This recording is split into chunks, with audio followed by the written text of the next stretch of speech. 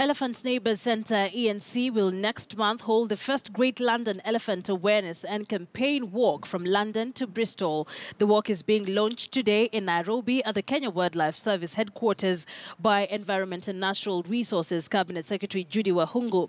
Now, the campaign comes days after US President Donald Trump released a rule lifting a ban on the importation of ivory trophies into the United States. The rule was, however, put on hold shortly after its publication following outcry from wildlife conservationists.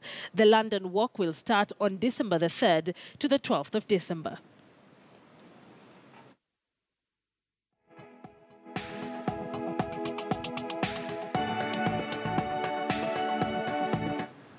Well, I now have on phone the pioneer of the East Africa Elephant Awareness Walk, Jim Nyamu, who's also part of the team organizing the London Walk.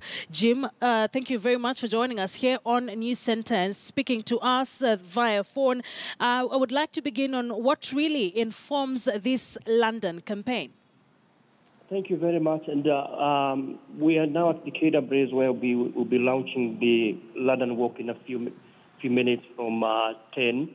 And basically, this is the 13th edition walk from the other walks that I'll be doing. And one key point why I'll be working in a group of 6 Kenyans in London is because London is the second leading consumer on ivory, according to the Elephant Trade Information System of the CITES and the MICs. And since August this year to December, there has been a discussion by the UK government on whether to include the predating ivory that has been there in many years when they want to aid the trade on ivory. And the discussion has been involving ministers, member of parliament. So I will be working in the support of the same thing because as we are all aware that the African elephants are really affected by the trade, and we saw the China closing business. And by the end of this year, we are anticipating to see the closure of the ivory market in London and also in the neighboring countries that are bordering the United Kingdom. Will be in London, as you've rightly put it, in December 3rd to 12th, but it's being launched here in Nairobi. What is the correlation? Why launch it in Nairobi?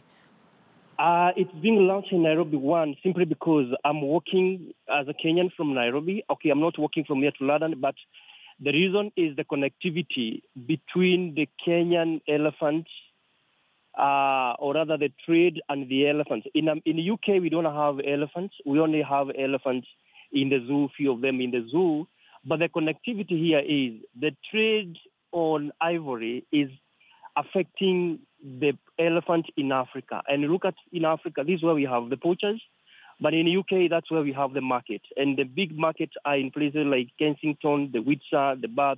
We have, and we'll be passing there. So the connectivity and the reason why we are launching at KWS, Kenya Wildlife Service is the institution that is governed and mandated by the Kenyan government to look at the welfare and the manage and the conserve the wildlife in this country. So there is a very big connectivity here that in as much as Kenyans, we will stop poaching elephants. As much as the trade continues in the UK and other places, we will not end this war. And I'm very happy now. The Kenyans, we have seen the poaching has significantly reduced. And we need to continue engaging all other sectors that we need to stop poaching. And now we are going to UK to tell them we have stopped poaching elephants. And we also need you guys to stop trading on the ivory. Had lifted the ban on the importation of wild trophies into the US. Of course, it has been temporarily suspended. But as a conservationist, what really is your reaction to this? This comes at a time when Zimbabwe was experiencing the transition.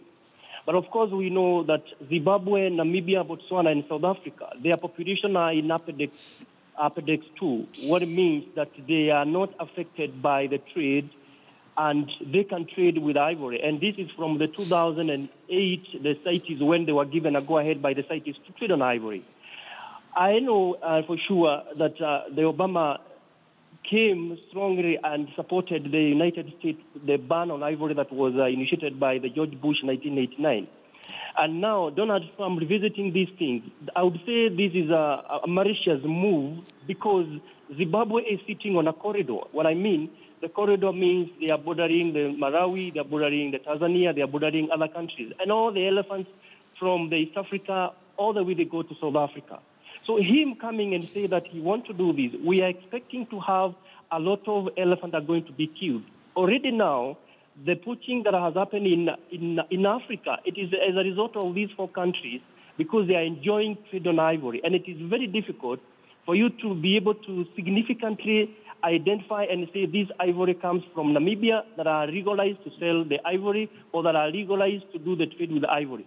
So if this is going to happen, and we are praying so hard that the White House will revisit this and they have put it on hold, because we'll have a problem again. We are trying to bring the 4 countries together to bring sense in their mind that we need to go back to Appendix 1, take our population to Appendix 1, whereby there is no trade on ivory.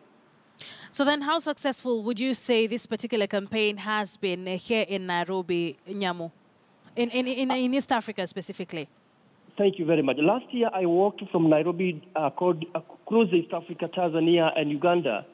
And I'm very happy because we have seen the TANAPA, we've seen even the Uganda Wildlife Authority have started this anti-poaching campaign. In Tanzania, I give support to Tokomesha, Widaji Didia Tembo, and I have seen they have now started reviving this campaign. And from next year, April, I'm preparing to walk from Nairobi to South Africa. And I'll be walking through again in Tanzania, Malawi, all that way. And we want to bring the African head of state and the African wildlife agencies together. Because in as much as the international world are discussing this at the national level, we also need to speak this at our own level. So what we have done, Akisha, is to try and bring the local organizations together to support the existing government agencies like Kenya Wildlife Service, TANAPA, Zimbabwe Wildlife Agencies together, because those are the only institutions that are supporting the wildlife within their countries.